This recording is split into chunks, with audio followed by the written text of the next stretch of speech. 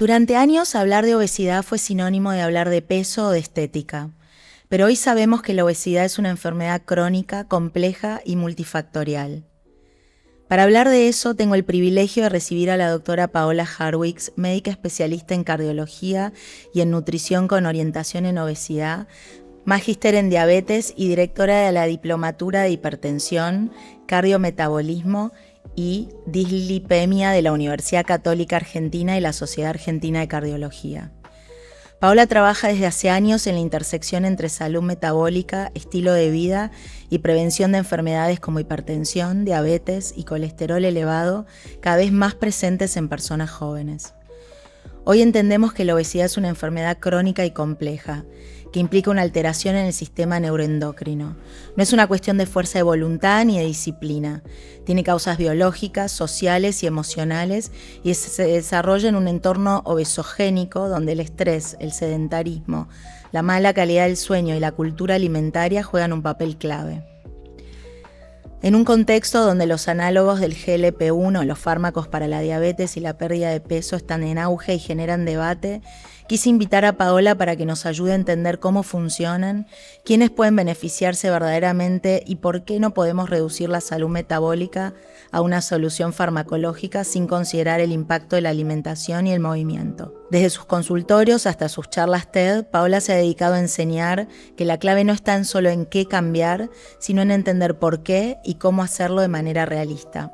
Si alguna vez te preguntaste cómo mejorar tu salud metabólica, cómo prevenir enfermedades silenciosas o qué hay detrás de la revolución de los nuevos fármacos para el peso, déjame decirte que este episodio es para vos.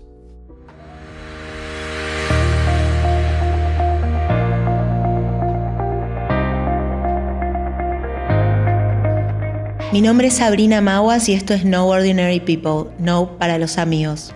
En 2024 este podcast fue reconocido por la legislatura porteña como de aporte a la comunicación social de la ciudad, un reconocimiento que no solo celebro, sino que refuerza mi convicción sobre lo que hacemos acá. Esta temporada además tiene una yapa extra, que es que estoy siendo parte de una incubadora que es Matter, invitada por Luján Hider, de la marca Hider. Es una invitación a gestar proyectos, sostener vínculos y transformar realidades. Algo que vengo intentando hacer con Nope desde el inicio. Gracias por estar del otro lado, por compartir y por seguir siendo parte de esta comunidad.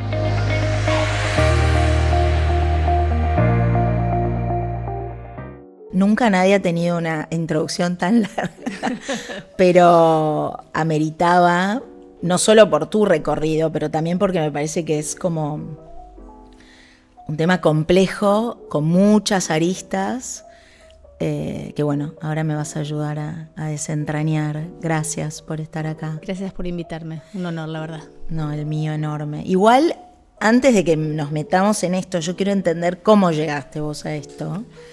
Y no puedo dejar de hacerte como la pregunta de rigor de este podcast, que es ¿qué querías ser vos cuando eras chiquita? Bien, creo que siempre soñé con ser médica. Era mi ilusión trabajar en el cambio de las personas, en cuidar su corazón, y creo que por eso elegí cardiología. Era una manera, como le digo en mi charla TED, tocar el corazón y generar un cambio. Y llegué a la cardiología con mucho esfuerzo, una residencia difícil y donde aprendí un montón. En el transcurso del tiempo fui entendiendo que los pacientes que llegaban al consultorio tenían hipertensión, diabetes, obesidad, colesterol alto, y que las herramientas que teníamos como médicos en nuestra formación era escasa en cuanto a lo nutricional, en cómo hacer una buena recomendación nutricional y cómo abordar al paciente desde un lugar diferente, que era simplemente tome tal medicación, vamos a ver cómo está la presión, cómo está el colesterol, evitar el infarto. Y llegar tarde, cuando el paciente ya tiene un infarto, ya tiene una situación grave cardiovascular, me pareció que era el momento oportuno para empezar a trabajar desde otro lugar, y por eso es que estudié nutrición. Y la nutrición mirada desde la obesidad, desde la compleja intervención que tiene esta enfermedad, como bien dijiste, multifactorial, recidivante, porque habrás escuchado y muchas personas logran bajar de peso pero luego vuelven a ganar el peso. Y bueno, ese camino me llevó a trabajar desde la obesidad, y hoy por hoy entender lo que es el cardiometabolismo, que es la intervención de la cardiología y las alteraciones metabólicas asociadas a la obesidad, a la diabetes, y que tienen un marco de interrelación muy importante, y que desde este lugar, desde la prevención, podemos ayudarlos a evitar a que lleguen a ese infarto, a que lleguen al evento cardiovascular. Ahora pienso, me imagino, hoy por ahí todo esto que estás diciendo entre las redes sociales y que estamos en 2025, qué sé yo, es como un saber casi popular. Cuando vos contás que arrancaste a estudiar y dijiste, ok, quiero ser cardióloga, y hiciste esa conexión y dijiste, me voy a estudiar nutrición, eras como una especie ¿no? de persona rara o no, se me ocurre, quiero saber un poco cómo te percibieron tus colegas, si un poco lo hiciste a pesar de lo que te decían o no, o estabas tan convencida que te pareció que era natural. Creo que estuve convencida porque era mi camino, era como el llamado que sentía que tenía que hacer, porque creo que intervenir de una manera eficiente con el paciente tenía que ser desde un lugar del saber. Y profundizar en los conocimientos, y no solamente en la nutrición, sino en cómo llegar a ese paciente, en cómo ayudarlo a cambiar los hábitos, a cómo motivarlo, a coachearlo en ese cambio de hábitos, era necesario y bueno, era mi sensación de que eso era lo que estaba bien. Y creo que fui una de las pioneras en hacer obesidad dentro de la cardiología, y el camino, mirá dónde nos fue llevando, que hoy tenemos, por suerte, el año pasado, por ejemplo, en el Congreso Europeo de Cardiología se presentó el primer consenso de obesidad y riesgo cardiovascular, porque llegaron estos fármacos, que luego seguramente vamos a hablar, que nos han dado una muestra de que tratar la obesidad, que es la madre de muchas otras enfermedades, de la diabetes, de la hipertensión, de la dislipemia, de la insulinoresistencia, del ovario poliquístico, de otras enfermedades que vos decís, ¿cómo tiene que ver esto con la obesidad? Y sobre todo que es saber que las personas que viven con obesidad tienen una menor expectativa de vida y que tienen más riesgo de tener un infarto, un accidente cerebrovascular, una arritmia, y por eso que me parecía tan importante hacer esta interrelación. ¿Vos hiciste nutrición cuando ya te has recibido?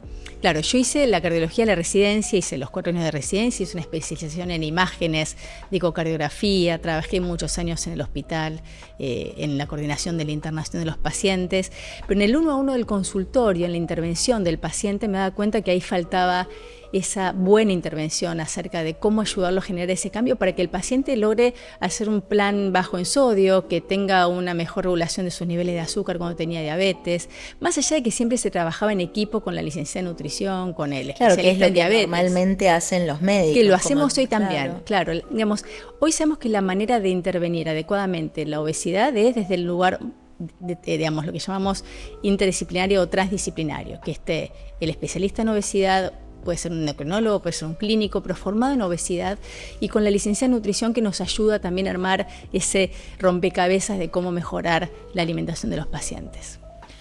Creo que algo como que cambió radicalmente y que entiendo que ayuda en lo que es el tratamiento, pero también la comprensión general, no solo de la persona que vive con obesidad, es entender que por ahí no es una elección, ¿no? Exactamente. Digamos, mucha gente, imagínate que hoy somos casi 3 billones de personas en el mundo que viven con sobrepeso o obesidad, que es un número enorme, donde el 60% de los argentinos tienen sobrepeso o obesidad, y claramente no es una elección, no es un tema de que la persona que llega a tener obesidad no tuvo la voluntad para hacerlo, no tuvo la posibilidad de hacer ejercicio, no quiso, sino simplemente entender que hay un tema, que hay una biología que te ayuda a que vos puedas regular mejor tu hambre y tu saciedad, o que esa regulación no esté adecuadamente establecida.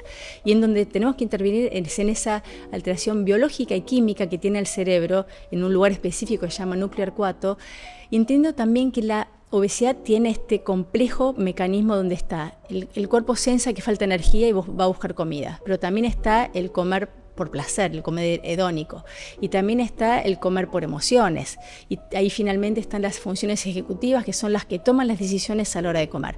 Hay tantas intervenciones, y como bien dijiste al principio, vivimos en un entorno obesogénico, un entorno donde hay mucho ultraprocesado, hay poca actividad física, hay mal descanso, hay mucho estrés. Todo eso genera que sea como un pilar que vaya aumentando el riesgo de las personas que tengan obesidad, y por eso que tenemos que entender y dejar de estigmatizar a la persona que tiene obesidad, porque no llega ahí porque quiere, sino porque su biología no lo acompañó. Ahora, ¿eso es algo que antes no se sabía? ¿Cuáles fueron los descubrimientos? Es buena la pregunta.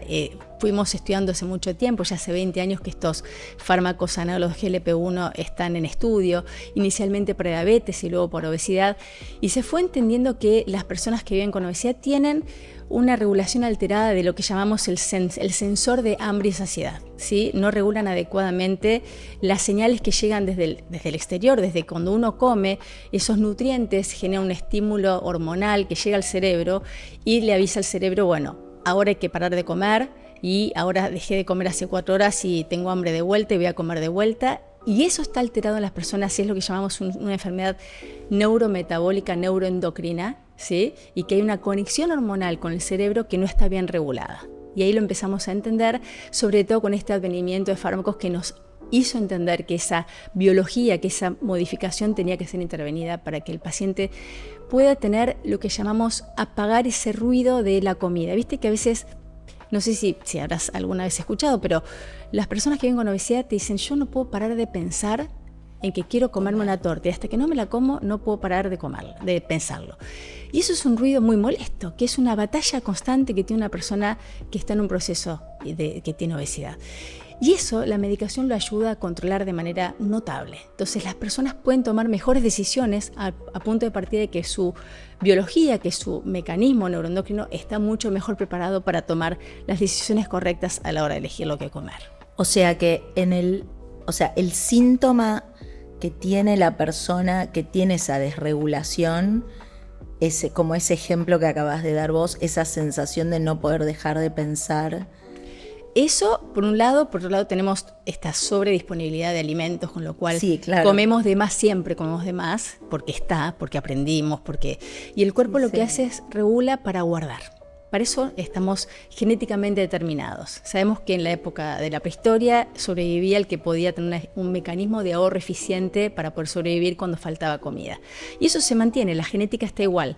Lo que ha cambiado es el entorno. Y con un entorno de gran disponibilidad de comida, el cuerpo empezó a entender que tiene que atesorar y va atesorando, y algunas personas, que son las que tienen esta predisposición a tener obesidad, sea por genética, sea por un tema emocional, sea por un tema cultural, familias que viven de una manera donde la obesidad termina siendo el patrón familiar, termina llegando a este exceso de peso. Ahora, cuando todo esto no se sabía, ponele, y cuando estas medicaciones tampoco se habían probado o existían, lo único que había era como esta cosa de la dieta permanente, ¿no? Vivir a dieta. Así es.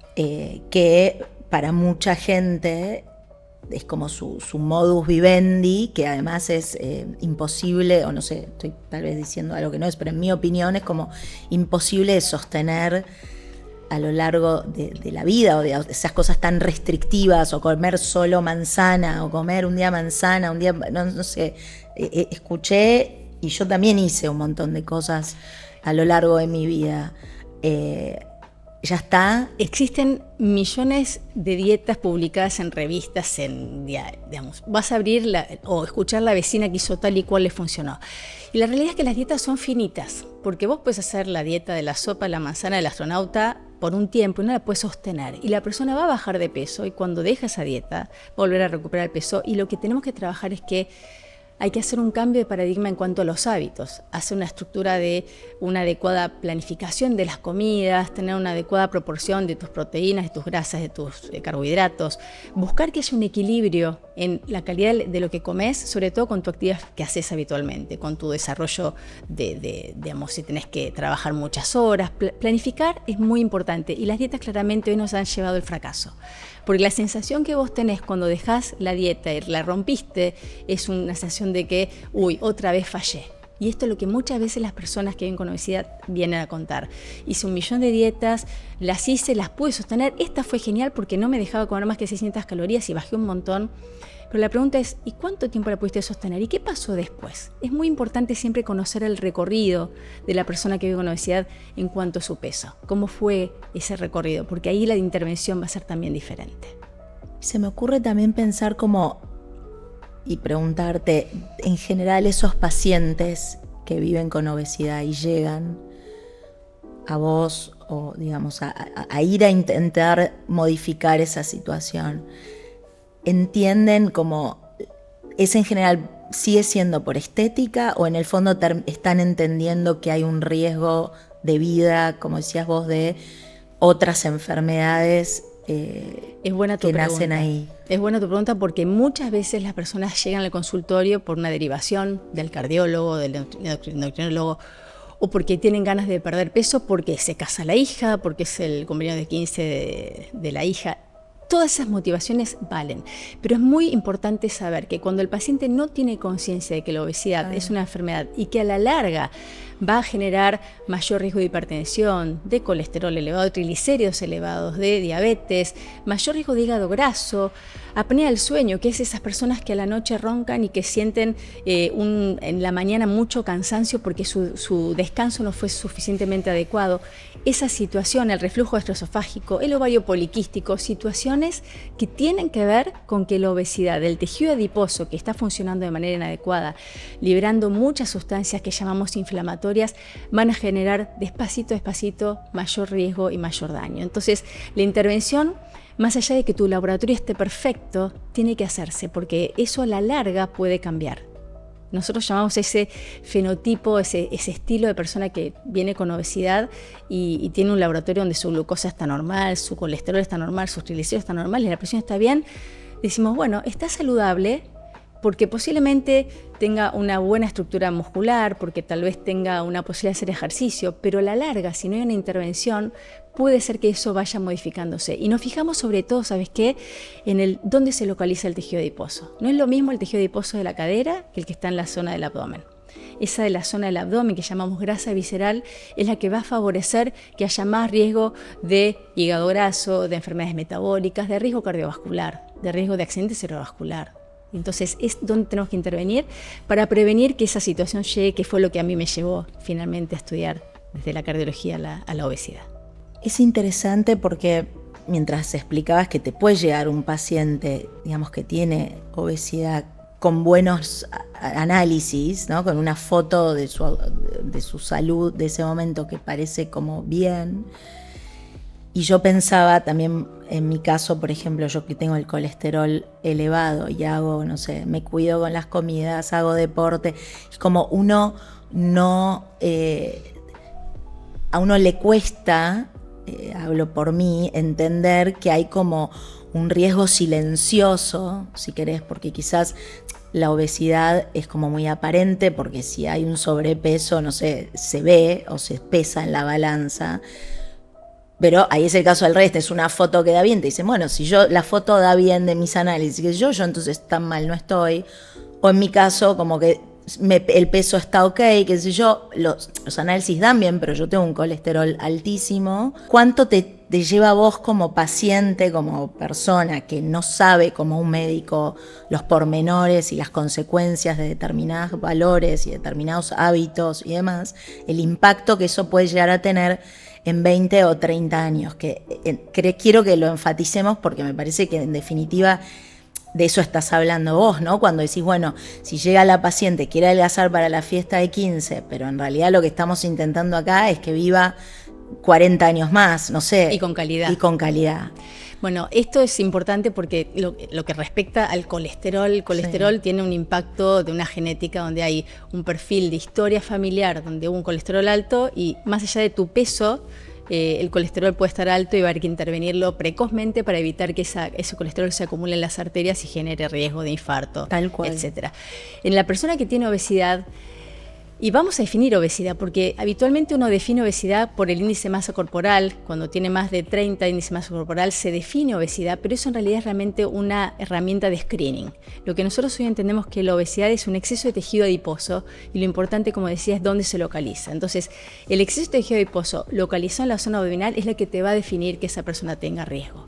Y ahí es donde tenemos que intervenir, porque ahí podemos hacer una gran diferencia. Ahí sabemos que la persona tal vez llega al consultorio y ni siquiera se tomó la presión arterial nunca y está hipertenso. Y la hipertensión es una enfermedad totalmente silenciosa. La diabetes, nunca se hizo un análisis de sangre, se hace un análisis teniendo obesidad, donde el riesgo de diabetes se quintuplica, ¿sí? El riesgo de hipertensión se triplica. Entonces, a veces es importante hacer ese call to action, decir, hay que tomarse la presión, hay que hacerse un análisis de sangre para ver cómo realmente están mis parámetros metabólicos. O sea, puede ser que vos no tengas ningún tipo de síntoma. Exacto. ¿Y eso es desde cuándo? Desde que se gesta la hipertensión, puede dañar durante muchos años las arterias pequeñas, que son las de la retina, las coronarias, el riñón, el cerebro, y todo eso ir generando daño muy, muy silenciosamente, hasta que después genera el evento clínico, que son las enfermedades ya bien impuestas.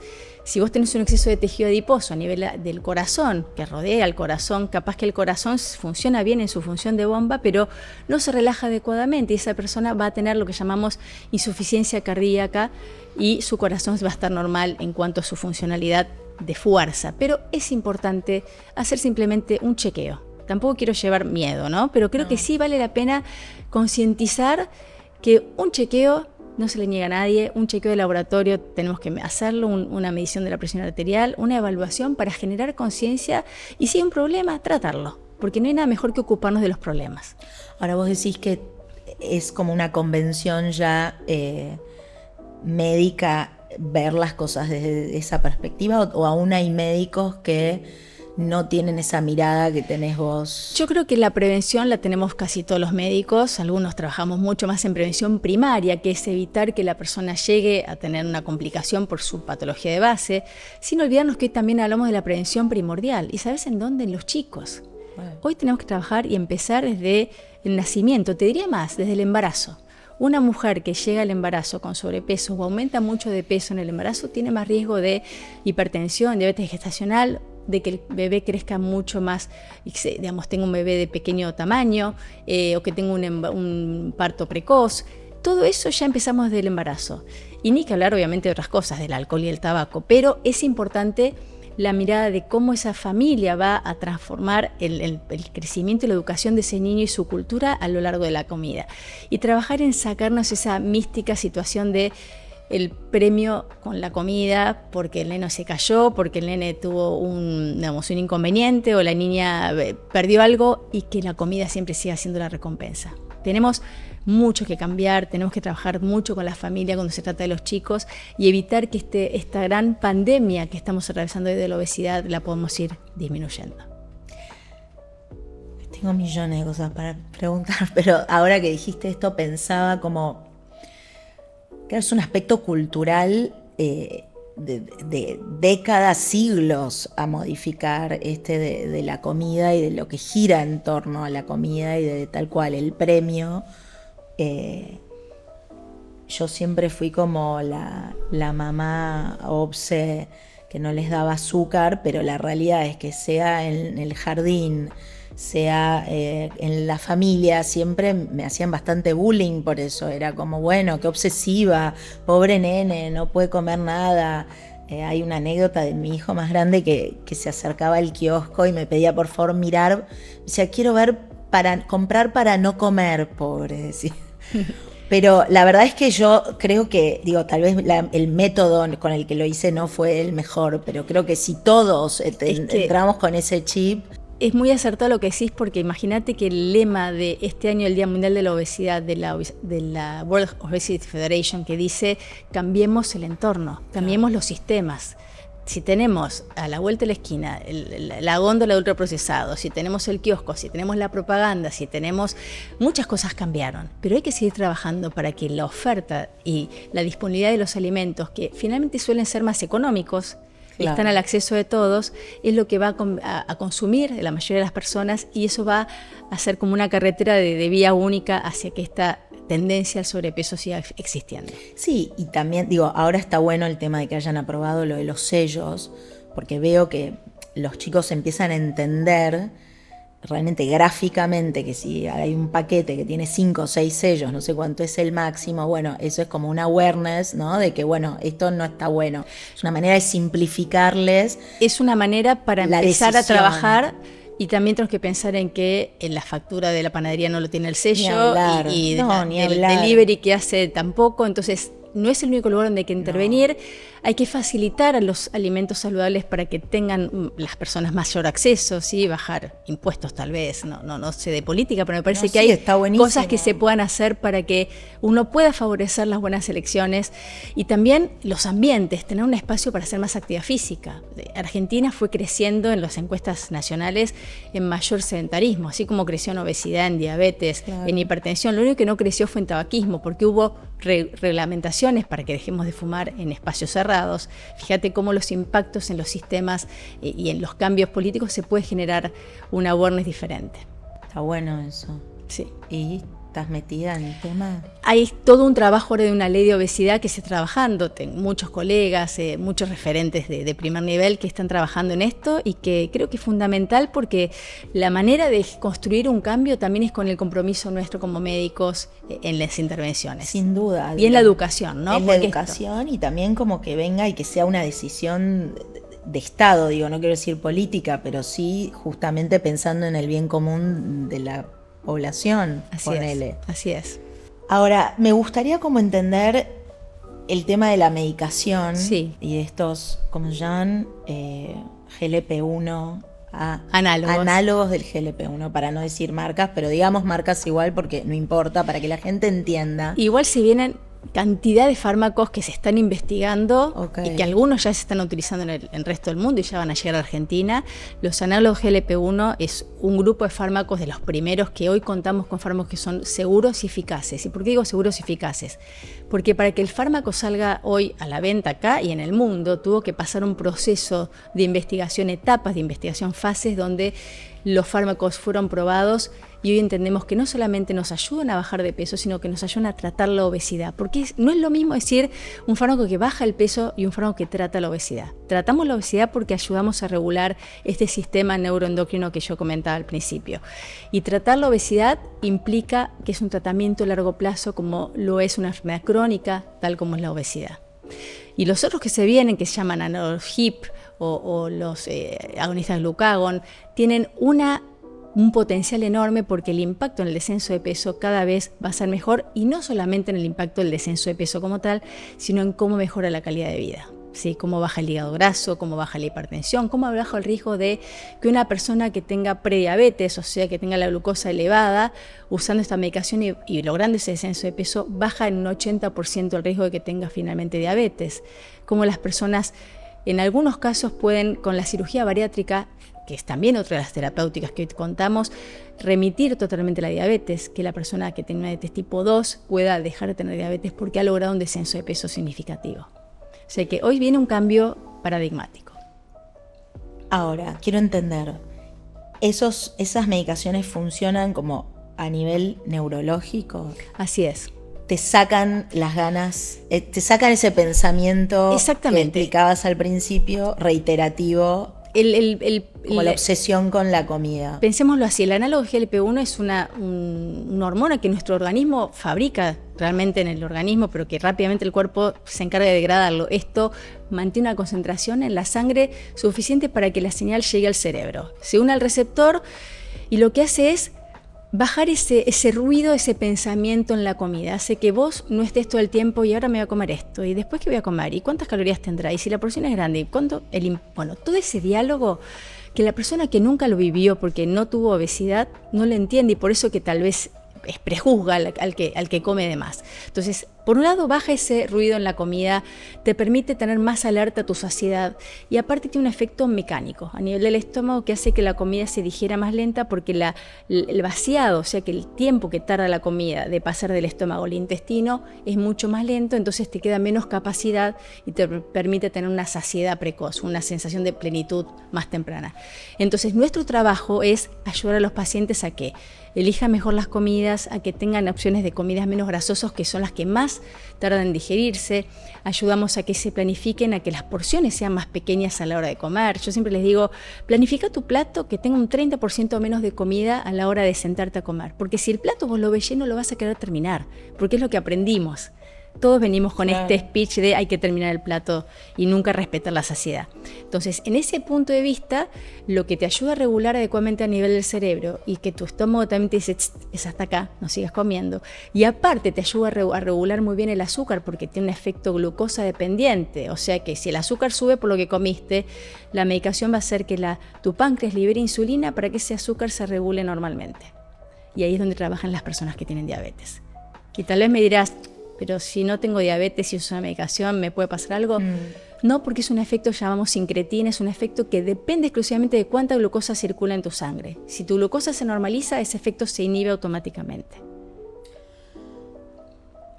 Ahora, en un contexto, me parece maravilloso, ¿no? Es como la promesa de realmente una calidad de vida ideal o óptimo, o por lo menos no tener un problema más que además es tan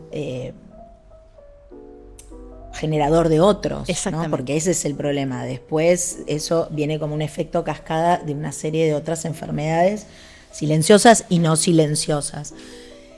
¿Qué pasa también en el contexto en el que vivimos hoy, en el que está porque por un lado es esta sociedad obesogénica? Sí. Bueno, que los ultraprocesados, que el sedentarismo, en paralelo a eso hay como un mundo muy promovido por redes sociales, pero en Argentina mismo yo siento que, previo a las redes sociales, porque los argentinos tenemos como una obsesión con la delgadez y con el cuerpo y con la estética, hombres y mujeres me da la sensación. Pero no solo pasa acá, pasa en el mundo. Y entonces han habido muchas personas que por ahí no tienen ese perfil de necesidad, que también han decidido usar la medicación. Entonces, mi pregunta acá es, ¿eso es seguro? ¿A dónde nos va a conducir? Va a solucionar y vamos a solucionar los problemas de salud y además los estéticos del 100% de la población. Mira, es buena la pregunta porque nosotros tenemos estudios realizados en personas que viven con sobrepeso o obesidad y, por ejemplo, un grupo de mayor riesgo, el paciente que tiene un antecedente de un infarto, que tiene un stent, un bypass coronario, a ese paciente se lo estudió y estos medicamentos lograron demostrar una reducción del 20% de que tengan un nuevo evento cardiovascular, que tengan un nuevo infarto, un ACV o que mueran del corazón. No hay duda que son seguros y eficaces. Ahora, se está usando en pacientes que tienen 3 kilos de más, no sirve, no es una indicación. ¿Sí? No tenemos estudios que avalen para ese grupo de pacientes exactamente este fármaco. En teoría no debería pasar absolutamente nada, pero no está indicado para personas que tienen un exceso de peso estético para sí. Ahora bien, me decís, una persona que tiene sobrepeso por estas guías que yo te digo el índice de masa corporal, pero es una persona que entró en la menopausia, que empezó a aumentar 10 kilos en los últimos 3 años, la obesidad es a nivel central, empieza a tener ya alteraciones en su perfil metabólico por la menopausia y por el exceso de peso, tal vez no tenga un índice de masa de 30, pero si esa persona va a merecer un tratamiento, porque si no trato a esa persona a tiempo, seguramente a largo plazo voy a tener complicaciones metabólicas y más riesgo cardiovascular. Entonces, el tratamiento es un tratamiento a medida. Tenemos que ver bien a nuestro paciente, ver cuáles son las cualidades, entender qué es lo que necesita y nunca dejar de tener de vista que lo más importante es que en paralelo siempre tenemos que hacer actividad física y cambiar estilo de vida. Y cuando digo actividad física es tratar de que el descenso de peso, cuando perdemos peso, no solamente perdamos masa grasa, también se pierde masa muscular. Y la única manera de evitar que eso suceda es tener un buen aporte de proteínas con la alimentación y hacer actividad física de manera regular y sobre todo ejercicios de fuerza.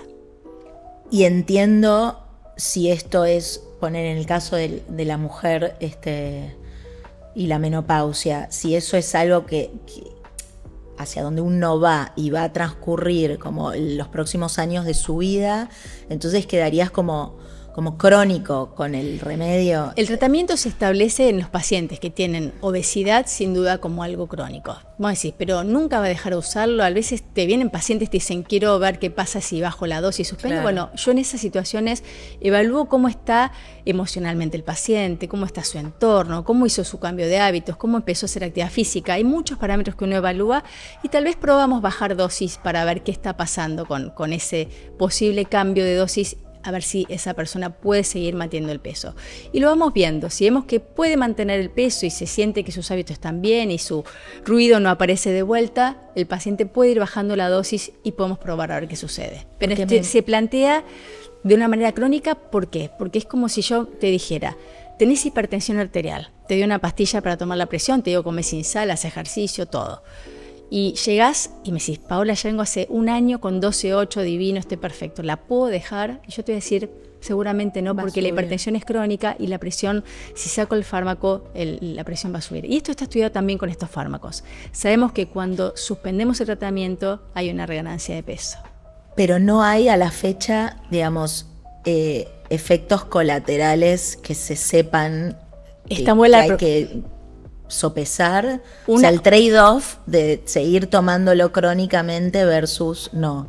Bien, este tipo de análogos están hace 20 años que salieron al mercado, fueron cambiando la indicación, a veces se daban 2 veces por día, luego diariamente, luego semanales.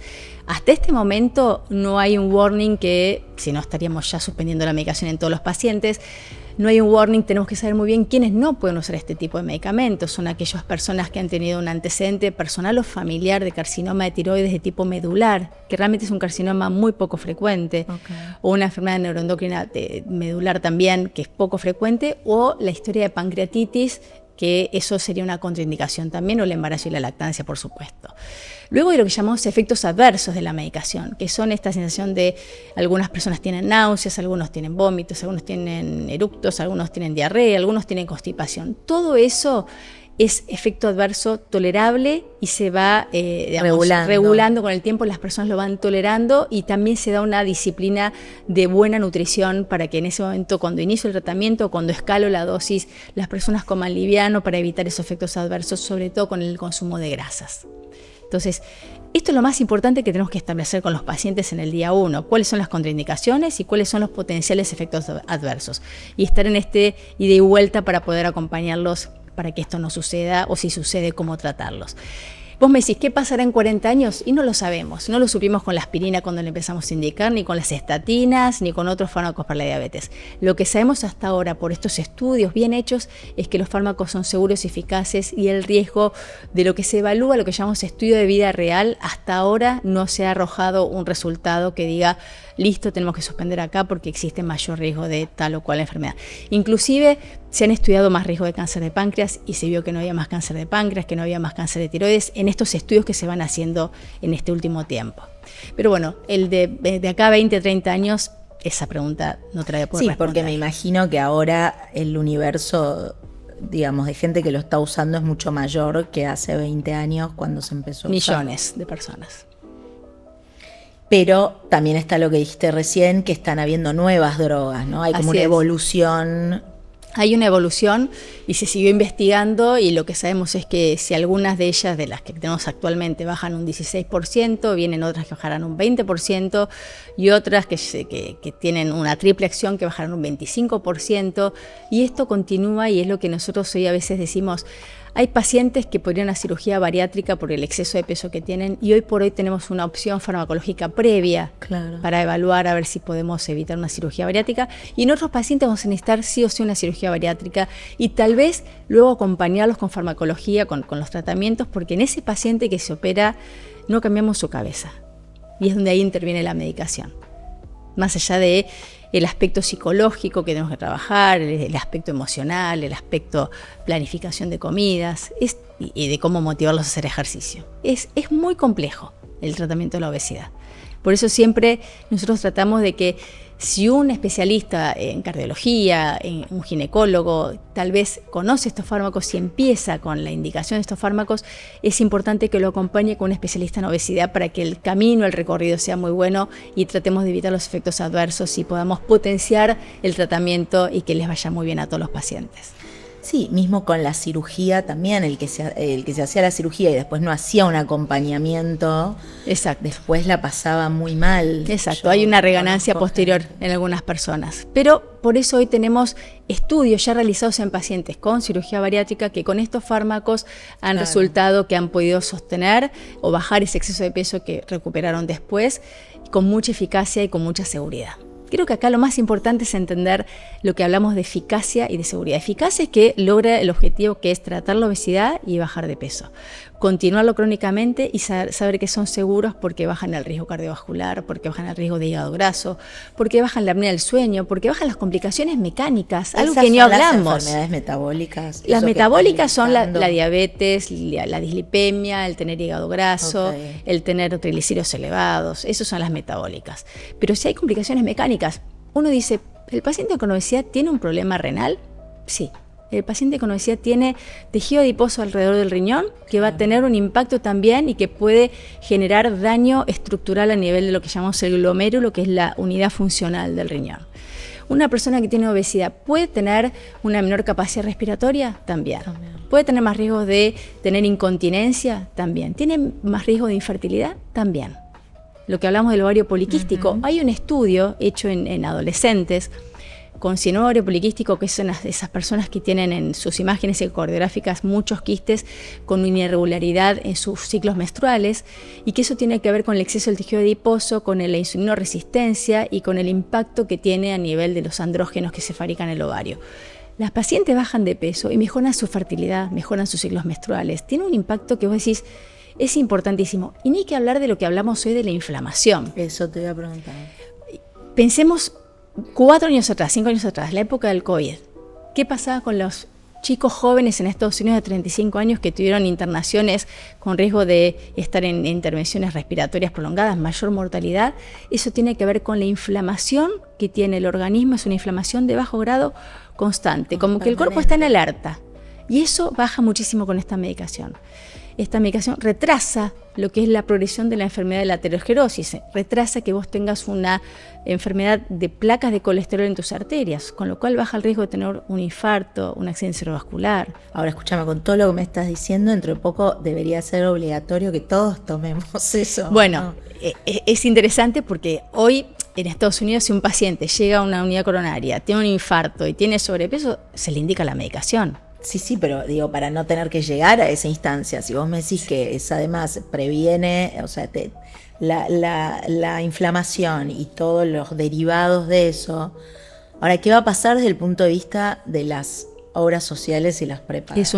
Es un tema complejo porque los costos no son, digamos, no es tan accesibles, el acceso a estos fármacos está limitado porque tiene un costo elevado y hay un tema ahí también con el tema de las coberturas y demás. Claro, pero en la medida que se compruebe que realmente son claves para la prevención de una serie de otras enfermedades, digamos que desde ya el paciente que tiene diabetes o que tiene obesidad y algún evento cardiovascular debería estar incorporado dentro de su plan. Hoy no está. Entiendo que con diabetes sí, pero bueno, es muy distinto, no estoy metida exactamente en todos los sistemas de salud como están, pero a veces no es tan fácil conseguirlo, la aprobación y que la cobertura, ¿no? ¿En Argentina nadie produce estos remedios? Hay un laboratorio que está produciendo un símil a la medicación vía oral, sí. Y creo que en breve seguramente van a haber otros, pero bueno, o sea, es todo un camino. ¿Es vía oral o de medicación subcutánea? Sí, son inyecciones con una aplicación como la insulina. Como la insulina con una agujita muy pequeña. Yo tuve diabetes gestacional en mis 3 embarazos. No sé si lo conté en el podcast, seguramente que en tantos años aún vez lo dije. Y siempre me quedé, tuve como feedback distintos de distintos médicos de esta situación o sea, cuando yo no tengo familiares diabéticos, no tuve nadie cerca, una tía, abuela. Pero bueno, en cada uno de mis 3 embarazos fui diabética gestacional. Cuando parí, salió la placenta, se fue, pero necesité insulina en los 3. Y siempre con el mismo estilo de vida, digamos, haciendo deporte, comiendo bien, no fumando, no alcohol, no nada. No nada. Entonces, siempre pienso, si soy más candidata, digamos, a tener una diabetes de grande, que no. Así es. Es así. Es así, sí. Las chances están, lo que contrarregula eso es que vos sigas manteniendo un estilo de vida saludable. Sí, claro. Sin lugar a dudas. Que tengas una buena alimentación, que seas prolija con tu actividad física. Ahora, eso es una cuestión, o sea, genética. Hay parte genética, 100%, exactamente. Porque epigenética yo estoy haciendo todo para que no. Sí. Hay algo de genética y es el embarazo, el contexto del embarazo lo que también desencadena esto. No es que vas a ser 100%, vas a tener diabetes en el futuro, pero hay más chances de que aquel que nunca tuvo esta condición. El embarazo entendido como un desajuste hormonal.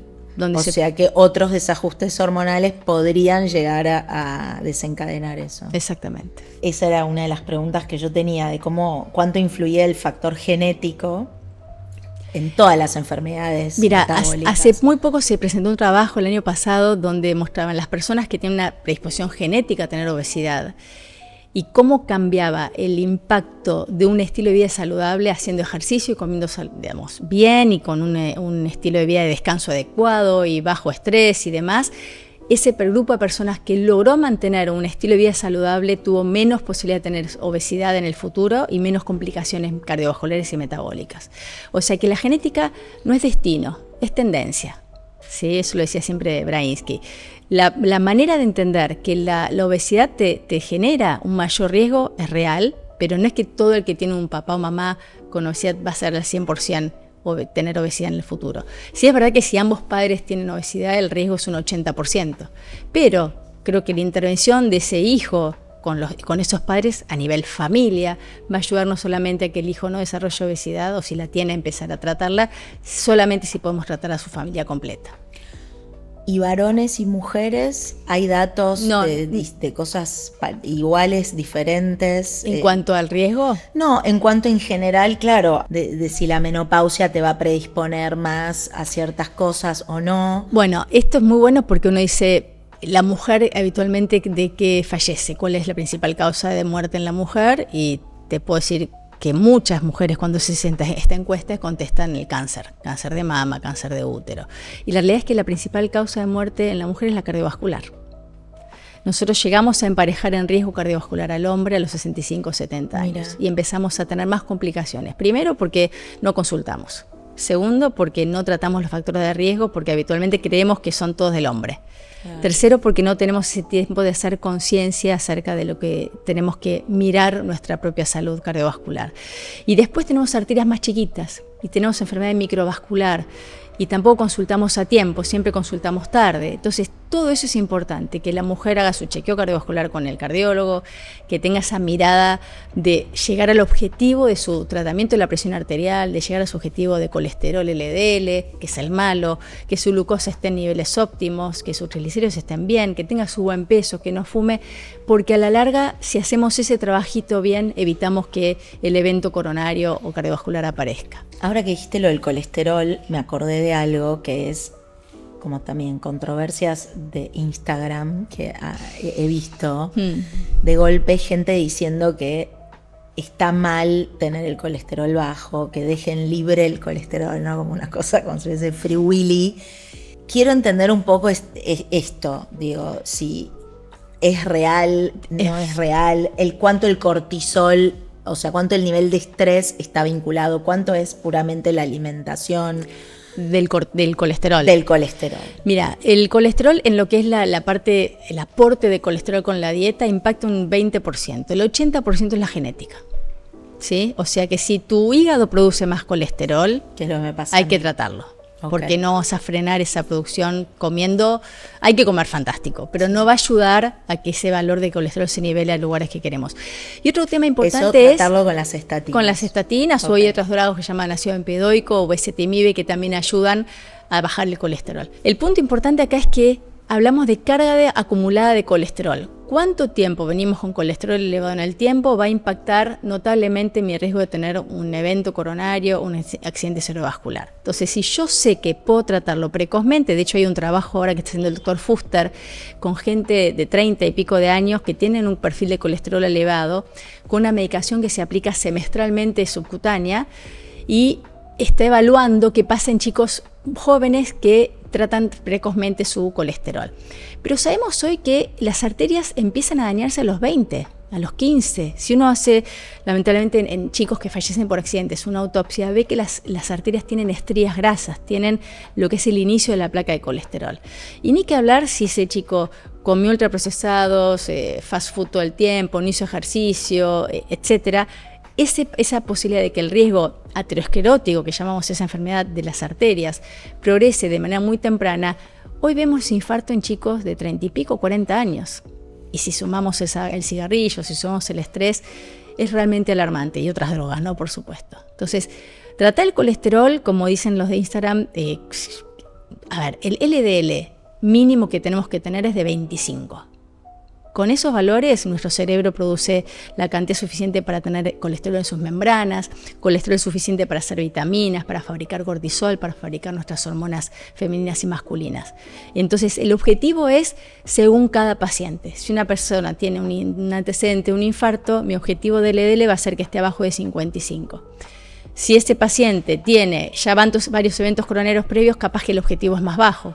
Si una persona tiene una plaquita de colesterol, el objetivo va a ser distinto. Por eso, siempre los tratamientos de las personas son a medida, son trajes a medida.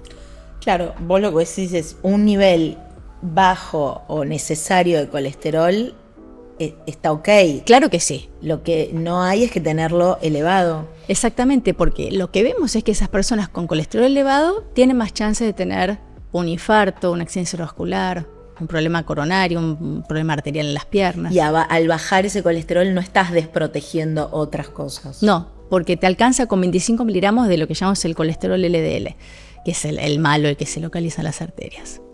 Hasta se asoció en algún momento que las estatinas daban demencia. Sí, está todo claro, cuando yo totalmente... empecé a tomar estatinas me empezaban a mandar amigas todos los No días tomes. a las notas que habían leído, y la verdad es que a mí no me gusta tomar medicación, es lo único que tomo hoy, pero la verdad es que es lo que me bajó, digamos, el colesterol. Pero además el susto fue cuando un poco mi clínico me explicó que era como pagar un seguro antes, ¿no? Es como evitar llegar a una instancia en la que sea tarde. En la que sea tarde. Totalmente. Tal cual. Pero por eso yo decía antes, es como que a veces uno no termina de tomar conciencia, porque al no tener necesariamente a veces un síntoma muy evidente o que te perjudique en la diaria, sí, obviamente que la tendencia es minimizar, o uno no quiere meterse en un hospital o un médico, estar chequeándose. Es como, lamentablemente, la cabeza de uno es como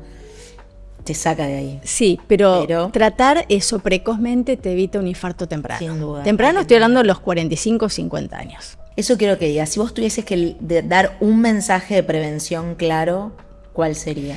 Lo principal es hacer un control con su clínico, con su cardiólogo de cabecera, para poder evaluar cómo está su análisis de sangre, su electrocardiograma, que era una revisación clínica completa, que pueda saber con su laboratorio sus valores de colesterol, de azúcar en sangre, de triglicéridos, de ácido úrico, cómo está su hígado, etcétera, su riñón.